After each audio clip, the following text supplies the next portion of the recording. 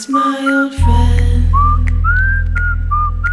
I've come to talk with you again,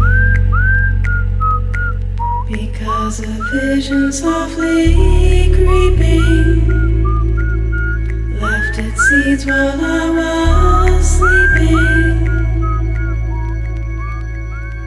and the vision that was planted in my brain still remains within the sound of silence. In restless dreams I walked alone, narrow streets of cobblestone, beneath the halo of a street lamp.